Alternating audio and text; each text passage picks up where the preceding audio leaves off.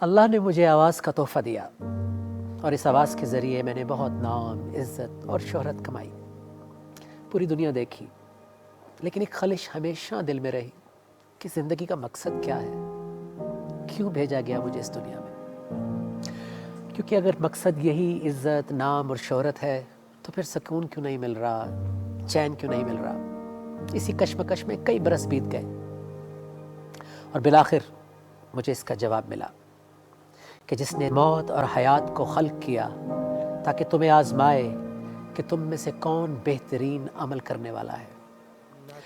مجھے میرا مقصد مل گیا کہ مجھے ایک بہترین انسان بننا ہے، اور جب مقصد مل جاتا ہے تو منزل بھی واضح ہو جاتی ہے کہ نہ صرف خود بہترین انسان بننا ہے بلکہ اپنے رشتوں اور اپنے آس پاس کے ماحول کو بھی بہترین بنانا ہے۔ آج جب کوئی پاکستان کو برا کہتا ہے تو وہ مجھے بھی برا کہتا ہے، وہ آپ کو بھی تو برا کہتا ہے۔ کیا میں یوں سوچوں کہ مجھے کیا فرق پڑتا ہے، میرے پاس تو سب کچھ ہے؟ تو پھر سوچتا ہوں کہ اگر قائد اعظم محمد علی جناح، علامہ اقبال اور ان کے ساتھیوں نے بھی یہی کہا ہوتا کہ مجھے کیا فرق پڑتا ہے، تو آج پاکستان نہ ہوتا۔ میری والدہ ان لوگوں میں سے ہیں جس نسل نے اس ملک کو آباد کیا۔ ہندوستان سے پاکستان اپنی جان ہتھیلی پر رکھ کر آئیں۔ بہت سارے لوگ تو پہنچے ہی نہیں، راستے میں شہید کر دیے گئے۔ کیوں؟ ایک ایسے معاشرے کی بنیاد ڈالنے کے لیے جہاں سب لوگوں کو سلامتی ملے گی، جہاں بنیادی انسانی حقوق ملیں گے، سب کچھ ملے گا، جہاں جان مال کا تحفظ، ہماری آنے والی نسلیں ایک مضبوط بنیاد کے ساتھ پروان چڑھیں گی۔ میرا مقصد اس کے سوا اور کچھ بھی نہیں کہ میں یہ جاننا چاہتا ہوں کہ ہم اس میں کس حد تک کامیاب ہوئے، کیا ہم وہ معاشرہ بنا پائے۔ آپ کا تعلق چاہے کسی بھی بیک گراؤنڈ سے ہو، کوئی بھی مذہب، کوئی بھی رنگ، کوئی بھی نسل، کوئی بھی زبان، کوئی بھی سیاسی پارٹی، میں آپ کے پاس آؤں گا، میں آپ کو دعوت دوں گا، میں بلاؤں گا بچوں کو، بڑوں کو، اساتذہ کو، ایکسپرٹس کو، لا میکرز کو، حکومتی نمائندوں کو، اور پوچھوں گا ان سے۔ میں جاننا چاہتا ہوں، میرے پاس بہت سے سوال ہیں، میں یہ کھوج لگانا چاہتا ہوں کہ کیسے بنے گا یہ معاشرہ، وہ معاشرہ، کیسے بنے گی یہ ریاست مدینہ۔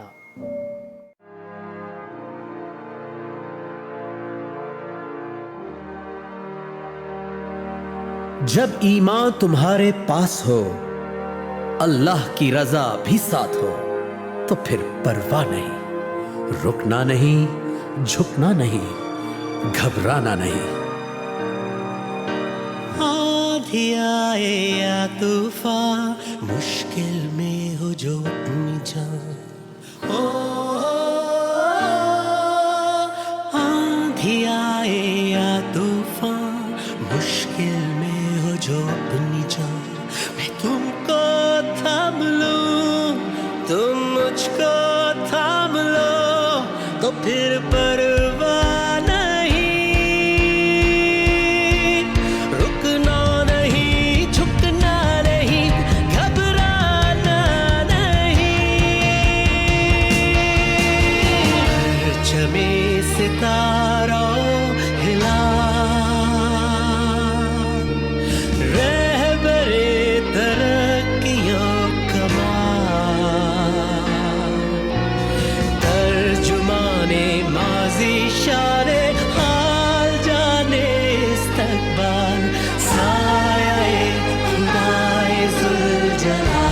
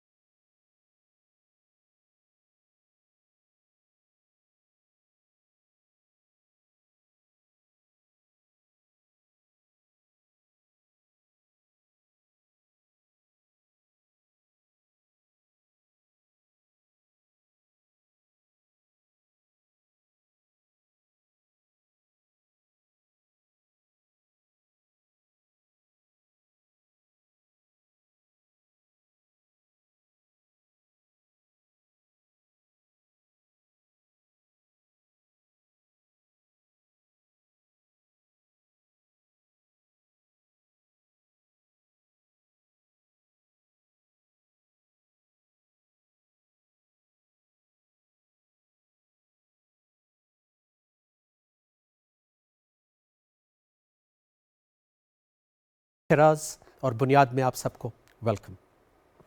آپ سوچ رہے ہوں گے کہ میں نے آج کی گفتگو کا آغاز اپنی حمد کے اس شعر سے کیوں کیا۔ اس کی وجہ یہ ہے کہ یہ شعر ہم سب کی توجہ ایک نہایت ہی اہم معاملے کی طرف دلا رہا ہے۔ کیوں نہیں دیکھتا اس جہاں میں ہر شے لامحدود ہے؟ کیوں نہیں دیکھتا؟ الم ترا، پورا قرآن حکیم بھرا ہوا ہے الم ترا الم ترا، کیوں نہیں دیکھتا؟ Why don't you see, why don't you see? ایسا کیوں ہوا؟ کیونکہ ہم نہیں دیکھتے اور ہماری سوچ محدود ہے۔ ہم پوری زندگی اپنی نفسیاتی، معاشی، معاشرتی، سماجی، گھریلو مسائل میں اتنا الجھے رہتے ہیں کہ ہم دیکھتے ہی نہیں ہیں کہ ہمارے آس پاس کیا ہو رہا ہے۔ میں اس دنیا میں کیوں آیا ہوں؟ اور یہ ایک خوفناک سچ میں آپ کو بتانے جا رہا ہوں کہ جب سے دنیا بنی ہے اور جب تک رہے گی، انسانیت کی اکثریت یہ سوال کیے بنا ہی چلی جائے گی، یہ غور و فکر کیے بغیر ہی چلی جائے گی کہ یہ کائنات کیسے چل رہی ہے، میں کیوں آیا ہوں یہاں، میرا کیا مقصد ہے، کیا میری زندگی کا اس کائنات سے کوئی تعلق ہے، کیا یہ کائنات مجھ سے راضی ہے کیونکہ یہ کائنات زندہ ہے، کیا اس کائنات کا بنانے والا مجھ سے راضی ہے؟ جب اس بات کا احساس ہوتا ہے تو آپ آگے دیکھتے ہیں کہ یہ جب اٹھی نگاہ تو جھک گئی، یہ معاملہ کچھ اور ہے۔ یہ پہاڑ، درخت اور کائنات سب جھکے ہوئے ہیں سجود میں۔ اب یہ نگاہ جو اٹھتی ہے، چاہے یہ سائنس کی نگاہ ہو، شاعر کی نگاہ ہو یا فلسفی کی نگاہ ہو، یہ جھک جاتی ہے کیونکہ یہ معاملہ کچھ اور ہے۔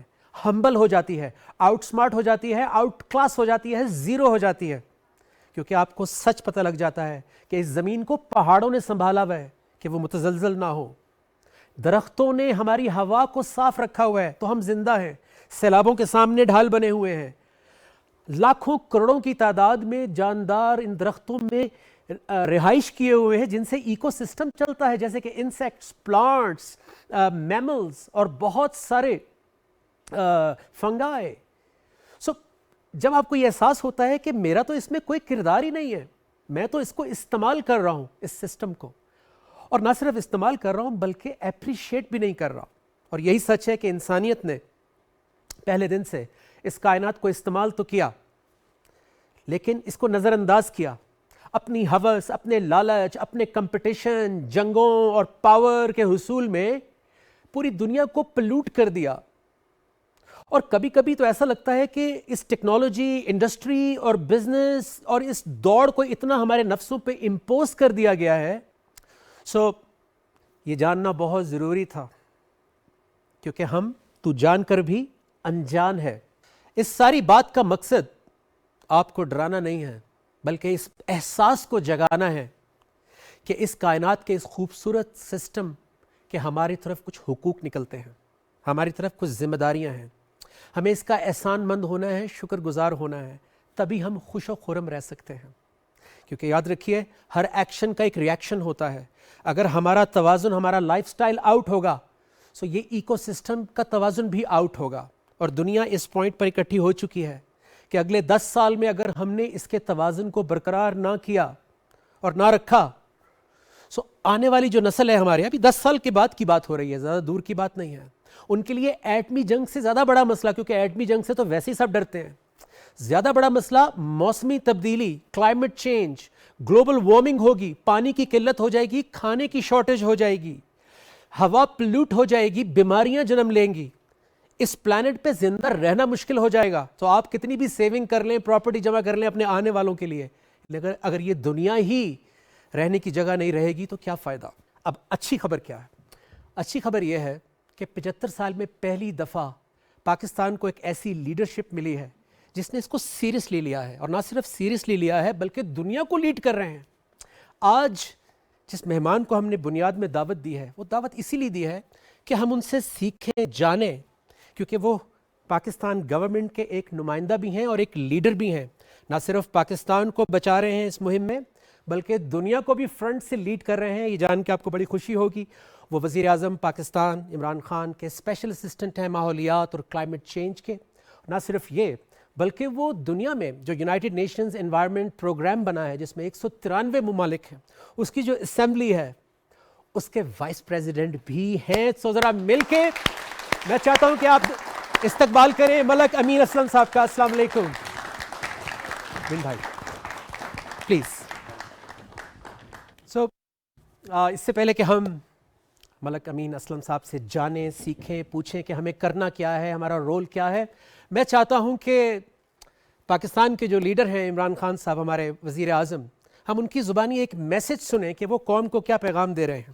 میں اپنے ملک کے لیے خوش ہوں اس لیے کہ بڑی جلدی ہمارا ملک ایک ورلڈ انوائرمنٹ کے میپ پہ آ گیا ہے کہ لوگ, دنیا اب ریئلائز کرتی ہے کہ پاکستان وہ ملک ہے جو ان چند ملکوں میں سے ہے جو کہ فکر کرتا ہے اپنے آنے والی نسلوں کے لیے, اور لہٰذا آنے والی نسلوں کے لیے ایک بہتر جہان چھوڑنے کی جو وہ کوشش کر رہا ہے وہ اکنالج کی گئی ہیں. تو مجھے اس سے بھی بڑی خوشی ہے. میں اپنی قوم کے لیے, پاکستانیوں کے لیے, مسلمانوں کے لیے جو حدیث ہے نبی صلی اللہ علیہ وسلم کی, یہ بڑا ضروری ہے ہم سب کو سمجھنا, کیونکہ وہ دنیا کی تاریخ میں کبھی بھی ایسا لیڈر نہ آیا تھا نہ آئے گا. تو انہوں نے کہا کہ اگلی دنیا کے لیے ایسے جیو کہ تم نے کل مر جانا ہے. اپنے اعمال اتنے اچھے کرو کہ تمہیں سارا فکر ہونا چاہیے کہ تمہیں ایک دن اللہ کو جواب دینا ہے. تو اس طرح کرو کہ تم آج سے اپنے اعمال ٹھیک کرو. لیکن دوسری دنیا کے لیے, اس دنیا کے لیے ایسے جیو کہ آپ نے 1000 سال زندہ رہنا ہے. یعنی جو بھی آج اس دنیا پہ آپ کر رہے ہیں, اس کا امپیکٹ آنے والی نسلوں پہ کیا ہوگا, آپ کو مسلسل سوچنا چاہیے. اور ایک قرآن کی آیت ہے کہ میری زمین پہ نکل کے دیکھو کہ کتنی قومیں میں نے برباد کی جو میرے حکم پہ نہیں چلی. تو یہ اللہ کا حکم ہے کہ آپ کی, جب اللہ کی زمین پہ آپ قدم رکھتے ہیں تو آپ کو فکر کرنی چاہیے کہ آپ جو بھی اس کی زمین پہ جو بھی ایکٹیویٹی کر رہے ہیں اس کا آگے آنے والی جنریشن کے اوپر کیا اثر پڑے گا. 6 years ago, we decided to plant 1 billion trees. And I'm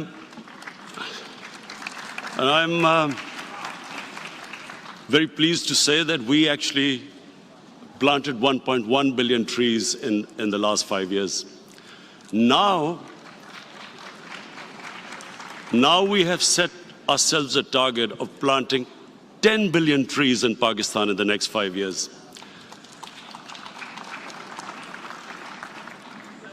And what we need from the world community is partnership, because clearly climate change is something which individual countries can't do anything unless and until the world gets together. Pakistan only contributes less than 1% to the greenhouse gas emissions. Yet we are number 7 country that is most vulnerable to global warming and climate change. So therefore we are hoping that the world community contributes, joins in.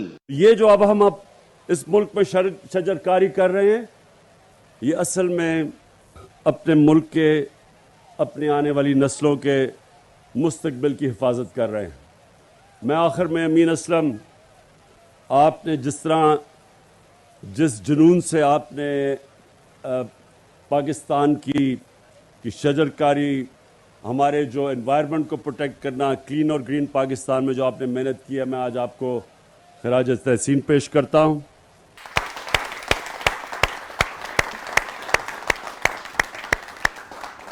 Sir thank you very much. آپ نے, آئی نو you very busy, لیکن آپ نے بنیاد کے لیے وقت نکالا. اور آپ کو بلانے کی 2 بڑی وجوہات تھیں. ایک تو ہم سب, پوری قوم سیکھنا چاہتی ہے, ہم جاننا چاہتے ہیں, میں خود جاننا چاہتا ہوں کہ کلائمیٹ چینج اور یہ ماحولیات, اس کو ہم کیسے دیکھیں, کیا ہے اس کے اندر ہمارے لیے نہ صرف خطرات بلکہ ہمارا رول کیا ہے. اور اس کے ساتھ ساتھ ہم یہ بھی چاہتے تھے کہ جو آپ کام کر رہے ہیں, کیونکہ آپ آلریڈی کافی اچیو کر چکے ہیں, 1.1 بلین ٹریز ہم نے ابھی سنا, بلکہ اب تو اور بڑھ گئے ہوں گے, یہ تھوڑی پرانی تقریر تھی. سو ہم چاہتے تھے کہ آپ کو یہاں بلا کے ہم انکریج بھی کریں, اپریشیٹ بھی کریں. پوری قوم آپ کو جو ہے وہ آپ کی حوصلہ افزائی کر رہی ہے کیونکہ ہمارا سر فخر سے بلند ہوتا ہے جب ہماری لیڈرشپ جو ہے وہ دنیا میں لیڈ کرتی ہے اس طرح کی مشنز کے اوپر جس میں پورے پاکستان کا دنیا میں نام ہوتا ہے. سو آپ بتائیے کہ سب سے پہلے تو ایک عام آدمی کو لیمن لینگویج میں بتائیں کہ یہ کلائمیٹ چینج اور یہ گلوبل وارمنگ یہ کیا ہے؟ بسم اللہ الرحمن الرحیم. نجم بھائی پہلے تو بڑا شکریہ کہ آپ نے آج پروگرام پہ اپنے انوائٹ کیا اور آپ نے بڑا خوبصورت ایک انٹروڈکشن دی آج پروگرام پہ. تو لے مین کے لیے تو یہ سمجھانا بڑا آسان ہے کہ اللہ تعالیٰ نے انسان کو اشرف المخلوقات بنایا ہے, لیکن انسان جو ہے وہ اسی مخلوق کا ایک حصہ ہے اور اس کے علاوہ بھی باقی خلقت بھی ہے. اس میں چرند پرند بھی ہیں, اس میں ماحول بھی ہے, آپ کے ارد گرد کا جو ماحول ہے وہ سارا ہے, اور اس کے ساتھ آپ نے ایک بیلنس میں رہنا ہے. اور آپ نے شروع میں بات کی کہ وہ بیلنس اگر خراب ہوتا ہے تو پھر آپ کا وجود جو ہے وہ خود خطرے میں پڑ جاتا ہے. اور یہی ہوا ہے ہماری دنیا کے اندر کہ ہم نے وہ بیلنس جو ہے اس کو خراب کر دیا ہے, اور اسی بیلنس کے خراب کرنے کی وجہ سے ہماری پولوشن بڑھ گئی ہے. کلائمیٹ چینج, موسمیاتی تبدیلی بھی اسی وجہ سے ہے.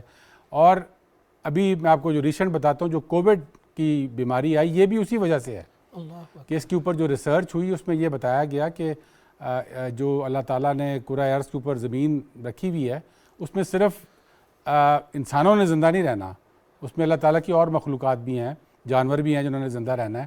اللہ تعالیٰ نے ان کے لیے بھی اسپیس رکھی ہوئی ہے.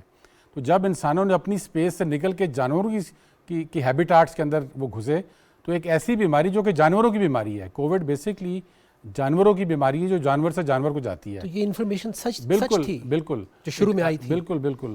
تو یہ is called a zoonotic disease. تو یہ بیماری جو کہ جانور سے جانور میں جاتی تھی, جب ہم جانوروں کے ہیبیٹاٹ میں گئے تو ہم نے وہ بیماری اپنے اوپر لے لی, اور اس کے بعد جو ہوا یہ ساری دنیا کو پتہ ہے. تو اس لیے یہ بیلنس کریٹ کرنا انسانوں کے لیے بڑا ضروری ہے. اور دوسرا امپورٹنٹ لیسن بڑا یہ ہے کہ یہ بیلنس اگر ہم اس کو خراب کرتے ہیں تو اللہ تعالیٰ اور یہ نظام خلقت جو ہے یہ اس بیلنس کو کریٹ واپس کر دیتی ہے, لیکن نقصان پھر ہمیں ہوتا ہے.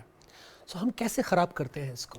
دیکھیں اس کو اوور یوز سے کرتے ہیں. آپ نے جس طرح کلائمیٹ چینج کیوں ہوا ہے, کلائمیٹ چینج جو موسمیاتی تبدیلی ہو رہی ہے وہ اس لیے ہوئی کہ جب سے یہ دنیا بنی ہے اس وقت سے لے کے 1960 تک جو گیس میں ہم ایٹماسفیئر میں ہم نے دھواں جو پھینکا ہے وہ اتنا نہیں ہے جو کہ 1960 سے اب تک ہم نے پھینک دیا ہے. ہم نے اس کو ڈبل سے بھی زیادہ کر دیا. اور یہ دھواں کیا کرتا ہے, یہ جب جاتا ہے آپ کے ایٹماسفیئر میں تو یہ ڈسپرس ہو جاتا ہے اراؤنڈ دی ارتھ, اور یہ acts as a green house کے مطلب جو سورج کی شعاعیں آتی ہیں وہ آ کے جب زمین کو لگتی ہیں, جب وہ واپس جاتی ہیں تو وہ اس دھوئیں سے واپس نہیں جا سکتی, تو وہ ٹریپ ہو جاتی ہیں اس کے اندر. اور وہ جتنا زیادہ دھواں ہوگا اتنی زیادہ گرمائش جو ہے وہ ٹریپ ہونا شروع ہو جاتی ہے. نیچرل سسٹم آپ نے ڈسرپٹ کر دیا ہے. اور یہ آپ سائنٹیفک, یہ دنیا کے 14,000 سائنٹسٹ بیٹھے اور انہوں نے جب بیٹھ کے یہ اسٹڈی کیا تو انہوں نے یہ فیصلہ دیا کہ یہ ہیومن انٹرفیرنس کی وجہ سے ہے. اچھا. کہ انسانوں نے یہ بیلنس کو ہے اس کو خراب کر دیا ہے. اسی طرح آپ ہر مسئلے کا دیکھ لیں, اس کا جو بنیاد ہے وہ یہی ہے کہ ہم نے بیلنس, اپنا جو ایگزسٹنس کا بیلنس ہے اس کو ہم نے خراب کر دیا. تو یہ نیچر کے ساتھ, ماحول کے ساتھ اس بیلنس کو ہم نے دوبارہ ریکریٹ کرنا ہے. پولوشن میجر پرابلم ہے اس ساری گلوبل وارمنگ کا. اور جی بالکل, ایئر پولوشن ہے جو گلوبل وارمنگ جو ٹریپ ہو جاتی ہے, جی وہ ہیٹ جاتی نہیں واپس, جو گیسز جاتی ہیں وہ ایئر پولوشن کی وجہ سے, جو ہم نے انڈسٹریز لگائیں, جو ہم نے گاڑیاں ٹرانسپورٹ کے اندر انکریز کیا, وہ تمام کی تمام اس چیز کا سورس بنی کہ وہ گیسز ہوا میں چلی گئیں اور وہ پھر ٹریپ ہو گئی ہیں.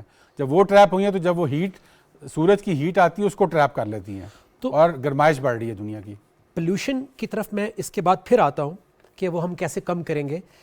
درخت کا اس سے کیا تعلق ہے یہ بھی ذرا بتائیے سب کو. دیکھیں, درخت تو اللہ تعالیٰ کی ایک ایسی مشین ہے جو کہ سب سے پہلے تو ہمارا دین ہمیں تلقین کرتا ہے کہ درخت لگانا صدقہ جاری ہے. صحیح. اس کے پیچھے بہت بڑی حکمت ہے. حکمت یہ ہے کہ جب آپ درخت لگاتے ہیں تو صرف آپ ایک پودا نہیں لگا رہے ہوتے, بلکہ ایک آپ ایسی مشین لگا رہے ہوتے ہیں جو کہ ہوا سے کاربن ڈائی آکسائڈ کو چوستی ہے اور آکسیجن بنا کے واپس کرتی ہے. اور آکسیجن پھر آپ اندر لیتے ہیں اور آپ کاربن ڈائی آکسائڈ نکالتے ہیں. تو آپ کی زندگی کے لیے ایک مشین ہے جو کہ آپ کو زندگی کا بیسک سورس آکسیجن وہ پرووائڈ کر رہی ہے. یعنی ہم وہ صحیح کام کر رہے ہیں, ہم الٹا کام کر رہے ہیں, ہم کاربن ڈائی آکسائڈ ہم الٹا کام کر رہے ہیں, وہ صحیح کام کر کے ہمیں آکسیجن پرووائڈ اس لیے درخت چاہیے. ہاں, لیکن وہ ہمارا الٹا کام بھی ہے کہ جو ہم کاربن ڈائی آکسائڈ دیتے ہیں وہ درخت استعمال کرتے ہیں اگنے کے لیے. تو اللہ تعالیٰ نے یہ بیلنس کا نظام بنایا ہوا ہے. تو اس میں اگر آپ درخت کاٹ دیں تو آپ کی آکسیجن کی مشین ختم ہو جاتی ہے. اور اس کے علاوہ اس کے اور بڑے فوائد ہیں, سایہ دیتے ہیں, پھل دیتے ہیں, زمین کو ڈھال بنتے ہیں, جس طرح آپ نے بتایا سیلابوں میں ڈھال بنتے ہیں اگینسٹ جو ہمارے مینگرووز ہیں جو کہ سمندر میں لگتے ہیں. واحد درخت جو سمندر میں لگتا ہے اور پاکستان میں موجود ہے, وہ جو سونامی آتی ہے جب سمندر میں تو اس کے خلاف کھڑا ہو جاتا ہے اور وہ آپ انسانوں کو بچاتا ہے اس سے. تو اتنے فائدے, میں تھوڑا سا اسٹڈی کرنے کی میں نے کوشش کی, اور یہ بہت بڑا سبجیکٹ ہے ٹو بی آنیسٹ, یہاں پہ سارے سائنس اسٹوڈنٹ بیٹھے ہیں, یہ زیادہ بہتر جانتے ہوں گے, لیکن آئی واز بلون اوے کہ درختوں کا اتنا بڑا کردار ہے کہ آپ کی اس وقت ہر تیسرا چوتھا نوجوان اینٹی ڈپریسنٹ اور ریلیکسنٹ لے رہا ہے. وہ اکثر میں کہتا ہوں کہ شادی سے پہلے اینٹی ڈپریسنٹ, شادی کے بعد ریلیکسنٹ. اور درخت جو ہے وہ انگزائٹی اور سٹریس کو دور کرتے ہیں. بالکل, جاپان کے اندر انہوں نے ایک نیا کانسیپٹ نکالا جس کو کہتے ہیں forest washing. Forest washing, specially urban forest انہوں نے لگائے ہیں, جو آج کل ہم یہ میاں واکی فارسٹ آپ نے نام سنا ہوگا. یہ پرائم منسٹر عمران خان صاحب نے جو ہمارا 10 بلین ٹری کا منصوبہ ہے اس کے اندر ہم نے اسپیشلی فار اربن ایریاز, یہ ایک نئی ٹیکنیک ہے جو کہ جاپنیز سائنٹسٹ نے دریافت کیا کہ اگر آپ ایک خاص طریقے سے درخت لگائیں, خاص قسم کے درخت لگائیں اور اس کی گراؤنڈ پریپریشن ایک خاص طریقے سے کریں تو وہ 10 گنا تیزی سے فارسٹ بڑھ جاتا ہے. اور وہ پھر پاکستان نے اس کو اپنایا اور 100 سے زیادہ سائٹس پہ لگایا ہے. جاپنیز کلچر کے اندر وہ ایک فارسٹ واشنگ کرتے ہیں کہ آپ جو آپ بات کر رہے ہیں کہ ٹینشن اور انگزائٹی جب ہوتی ہے تو وہ آپ کو فارسٹ میں لے جاتے ہیں اور ادھر کہتے ہیں بس چپ کر کے کھڑے ہو جاؤ اور یہ درختوں کو دھونے دو تمہاری ٹینشن کو. تو ادھر تو لگ رہا ہے کہ ہم سب کو ضرورت ہے کہ ہم ریگولر بیسس پہ فارسٹ میں جائیں, کیونکہ جو میڈیا ہم صبح سے شام تک دیکھتے ہیں, جو ایک وہ کہتے ہیں نا وہ دماغ کا دہی بنا دیتے ہیں, کہ وہ ہم اسی جو ڈے ٹو ڈے پالیٹکس ہے اس میں اتنا زیادہ الجھایا ہوا ہے ہماری نفسیات کو اور اکنامک اور وہ ان چیزوں کے اندر کہ ہم اتنے بڑے بڑی جو تھریٹس ہیں جدھر آپ آج کل تو یہی دل چاہ رہا ہے کہ جو آج کل کی سیاست ہو رہی ہے جو آپ دیکھ رہے ہیں یہاں پہ, تو صبح کچھ اور ہے, شام کچھ اور ہے, دوپہر کچھ اور بیان ہے, وہ تو اس نے بالکل ٹینشن میں ڈالا ہوا ہے ساری قوم کو. تو یہ میرے خیال میں سارے سیاستدانوں کو ہمیں کہنا چاہیے کہ فارسٹ میں جائیں, جنگلوں کا رخ کریں.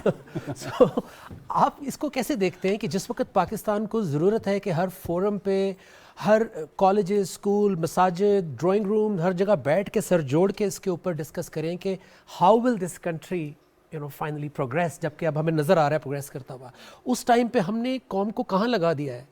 ڈسٹرپشن, ڈسٹربنس, ایک یوزلیس قسم کی ایکسرسائز ہے اور اس کا انشاءاللہ نتیجہ بھی کچھ نہیں نکلنا سوائے اس کے کہ ایک قوم کو ڈسٹریکٹ کر دیا ہے اور ٹائم ویسٹ ہو رہا ہے, اور ایسے ٹائم پہ ویسٹ ہو رہا ہے جبکہ قوم ایک سیدھے طرف لگ چکی ہے. اگر آپ دیکھیں تو جو عمران خان صاحب کا ویژن ہے اور ان کی حکومت ہے اس کے 3 پلرز ہیں اور تینوں پلرز کو انہوں نے درست کیا ہے. اور یہی 3 پلرز دنیا میں جب آپ بات کرتے ہیں کہ سسٹینیبل ڈیولپمنٹ کے پائیدار ترقی کون سی ہوتی ہے, ایسی ترقی جو کہ فیوچر کو بھی مد نظر رکھ کے کی جائے, اس کے یہی 3 پلرز بتائے جاتے ہیں. اس میں اکنامک ہے, اس میں سوشل ہے اور اس میں انوائرمنٹ ہے. اس سے پہلے کسی حکومت نے ان 3 پلرز کے اوپر یکساں طریقے سے اور ایک آرگنائز طریقے سے اس طرح آگے نہیں بڑھے. اگر آپ اس میں آپ کو تھوڑا سا ایکسپلین کر دوں تو جو ہمارا اکنامک پلر ہے اس کی ڈائریکشن ساری غلط تھی.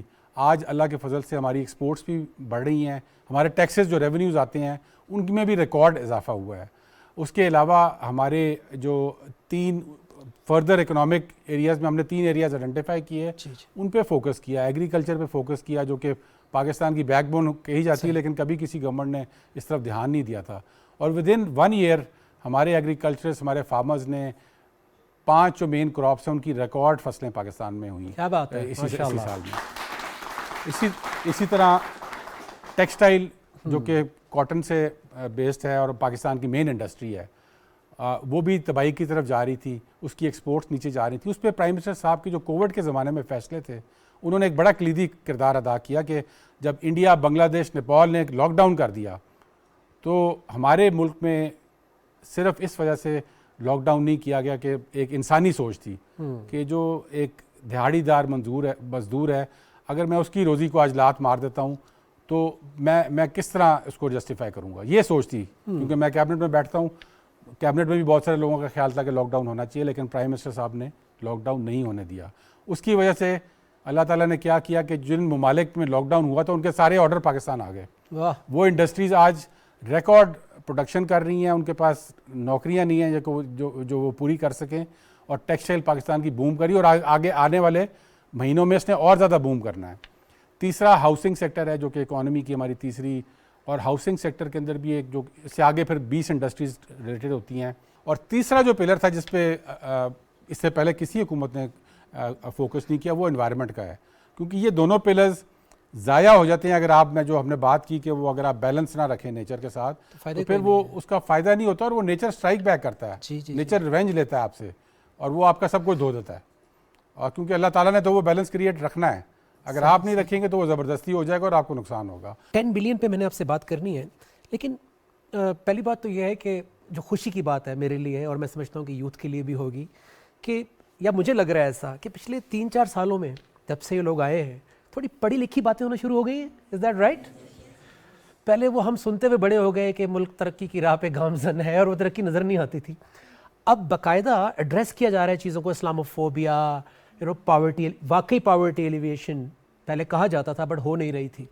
سو کیا یہ بات سچ ہے کہ 75 ایئرز میں, یعنی یہ آپ نے جب 1 بلین لگائے ہیں کے پی کے میں, اس سے پہلے تک کیا صرف 64 کروڑ 65 کروڑ درخت لگائے گئے پوری ہماری ہسٹری؟ بالکل ایسے ہی ہے. اور یہ پاکستان ایک ایسا ملک تھا جب کہ دنیا کے ہائیسٹ ڈیفارسٹیشن ریٹس میں تھا. ایک تو ہمارا فارسٹ کور بڑا کم ہے, ون آف دا لوئسٹ, کچھ 4 سے 5%, اور اس کے بعد ہم اس کی ڈیفارسٹیشن سب سے تیز کر رہے تھے تاکہ وہ بھی ختم ہو جائے, کاٹتے ہیں ہم کاٹتے تھے اس کو.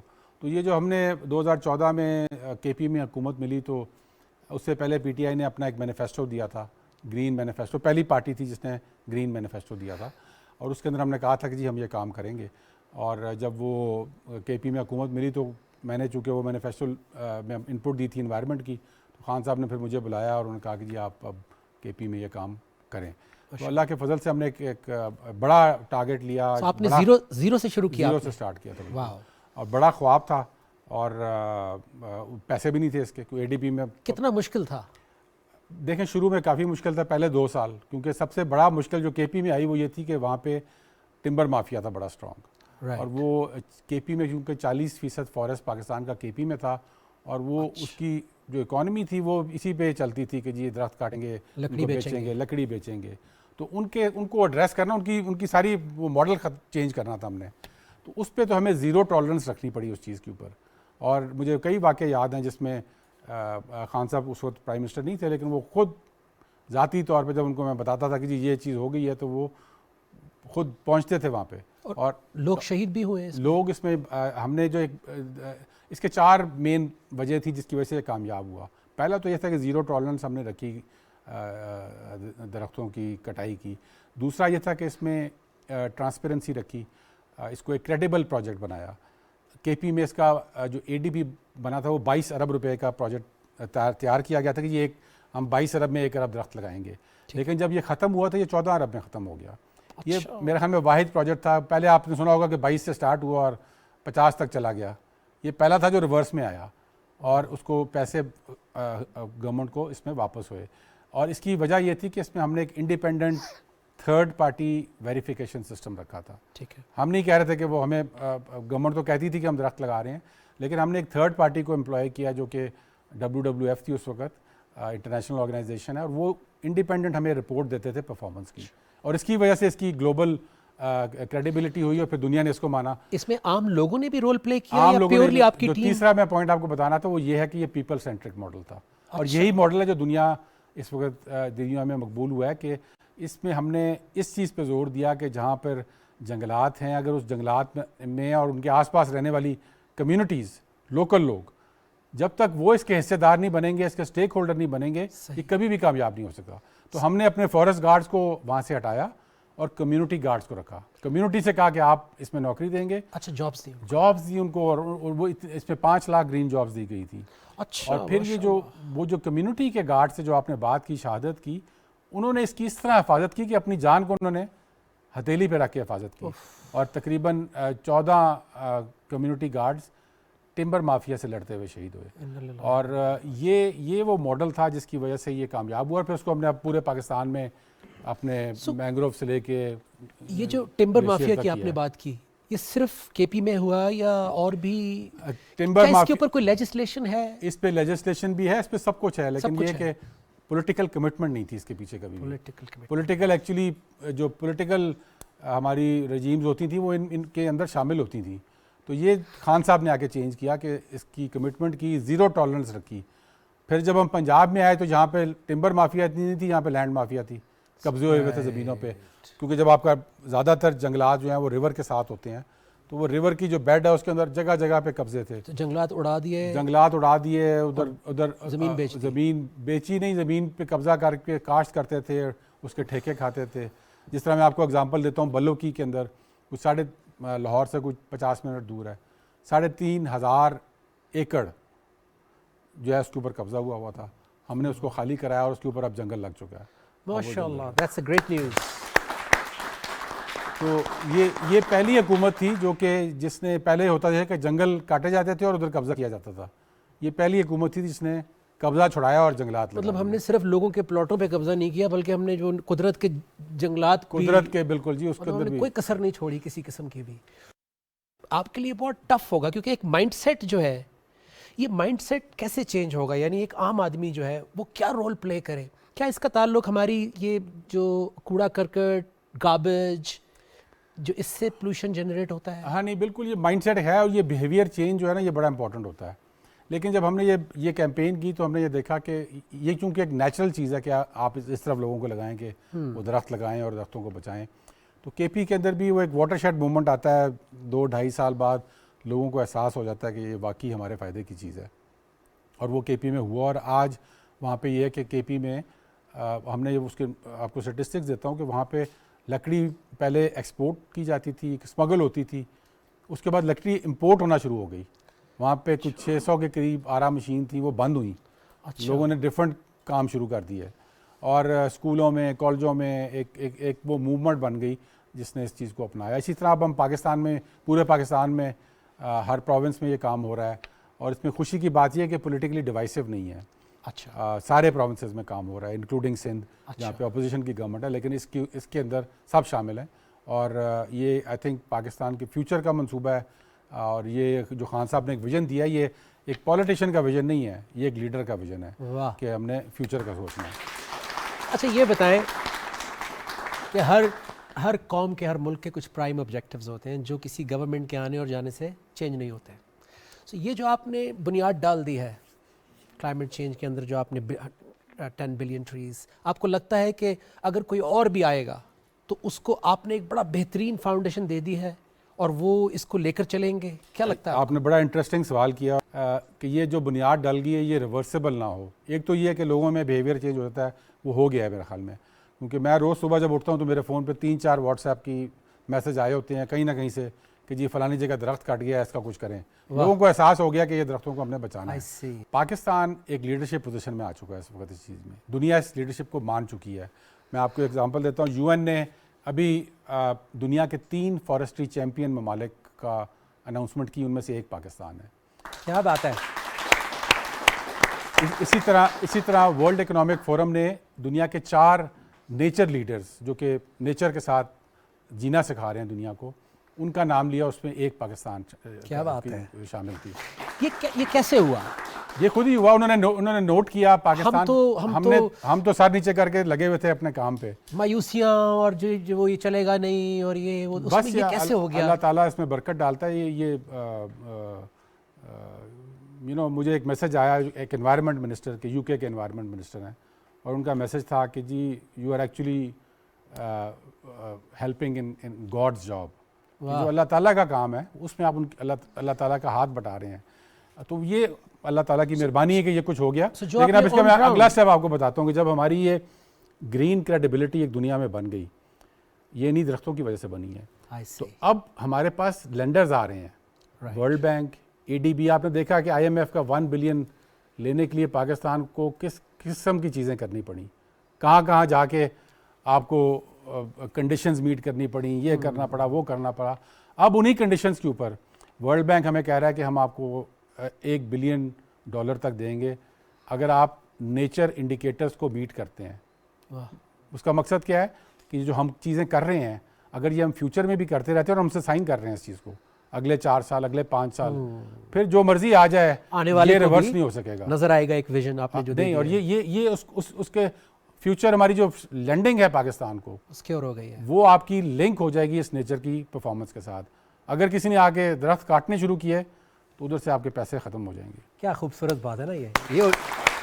اچھا یہی ایک پڑھی لکھی اپروچ اور جواب بھی ہوتا ہے. انہوں نے یہ نہیں کہا کہ نہیں جی ہمیں ہی رہنا چاہیے, کہا کہ ہم نے فاؤنڈیشن ایسی بنا دی ہے, اور یہی ایک پڑھی لکھی لیڈرشپ پاکستان کو چاہیے. اچھا یہ بتائیے کہ یہ 10 بلین ٹریز کہاں کہاں لگیں گے, اور اس میں عام لوگ جو سن رہے ہیں دیکھ رہے ہیں وہ کیا رول پلے کر سکتے ہیں؟ میں اس میں پلان بن چکا ہے؟ بالکل پلان بن چکا ہے اس کا, اور اس کا پلان بھی بن چکا ہے, اس پہ کام بھی ہو رہا ہے. کچھ 9,500 سائٹس ہیں پاکستان میں, آل اوور پاکستان. اچھا, اب ہم نے اس کو ویب سائٹ پہ بھی ڈال دیا ہے www.tbttp 10 billion trees tsunami program.government.pk. تو اگر آپ اس سائٹ پہ جائیں تو آپ کو میپ نظر آ جائے گا. اس میپ کے اندر آپ کو 9,000 9,500 سائٹ نظر آئیں گے. آپ کسی بھی سائٹ پہ کلک کریں آپ کو بتا دے گا کہ یہ اس گاؤں میں اس جگہ پہ یہ درخت لگ رہے ہیں, یہ اس کی پرفارمنس ہے. Totally credible. ہم نے ایک سائن اپ کیا ہے, اسی موڈ ایک آرگنائزیشن ہے جو کہ ناسا کے سیٹلائٹس یوز کرتی ہے, وہ ہمیں اس کی سیٹلائٹ بیس مانیٹر کر کے ہمیں بتائے گی ہر سال کے آخر میں کہ آپ کے فارسٹ بڑھا ہے کم ہوا ہے, کہاں پہ بڑھا ہے کہاں پہ کم ہوا ہے, کیا اس کی پرفارمنس ہے. اور وہ ہم ہر سال ایک state of the forest report شائع کریں گے. ٹاپ 10 میں یعنی جن کو جو متاثر ہو رہے ہیں اور زیادہ ہوں گے کلائمیٹ چینج سے, اس میں Pakistan I think number 7 right? جی. سو کیا باقی جو ملک ہیں ان میں کچھ سملر ایکٹیویٹیز ہو رہی ہیں؟ کوئی 10 بلین ٹریز لگا رہا ہے؟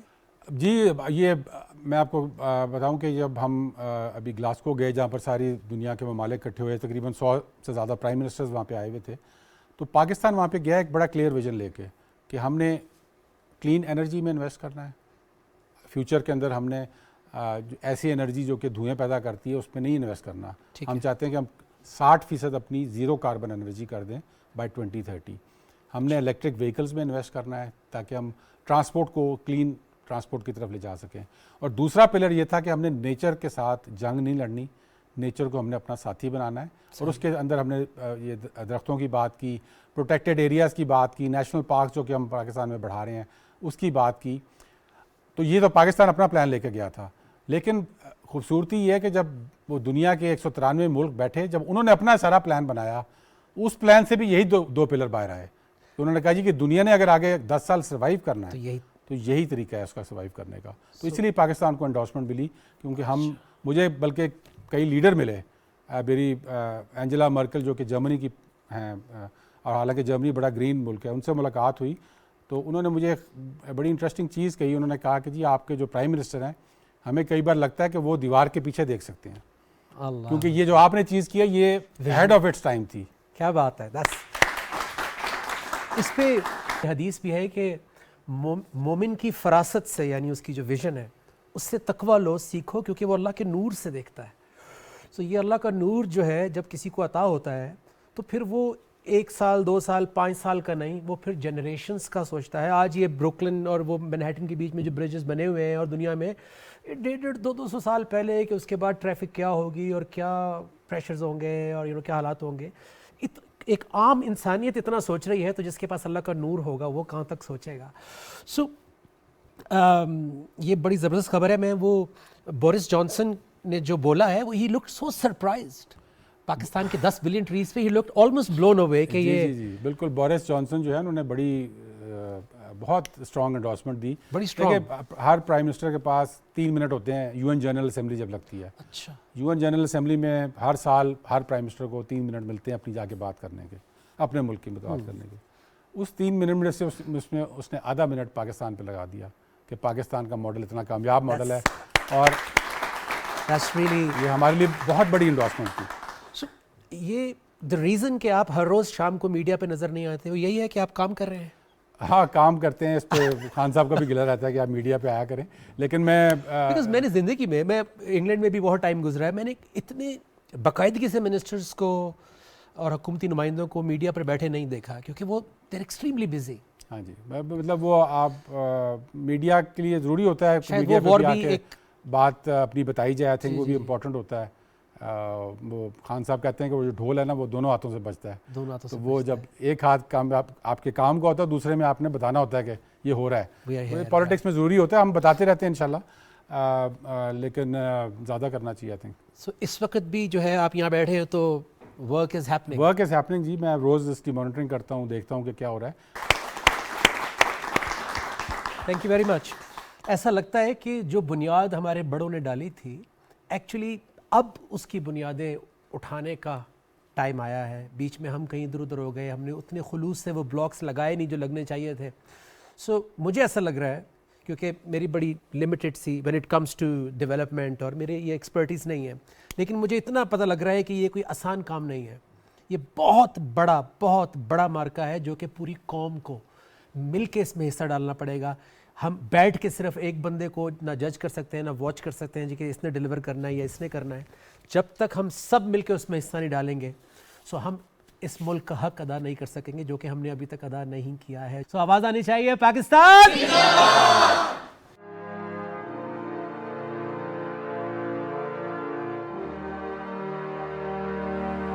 جب ایمان تمہارے پاس ہو, اللہ کی رضا بھی ساتھ ہو, تو پھر پرواہ نہیں, رکنا نہیں, جھکنا نہیں, گھبرانا نہیں. آندھی آئے یا طوفان, مشکل میں ہو جو اپنی جان, آندھی آئے یا طوفان, مشکل میں ہو جو اپنی جان, میں تم کو تھام لوں, تم مجھ کو تھام لو, تو پھر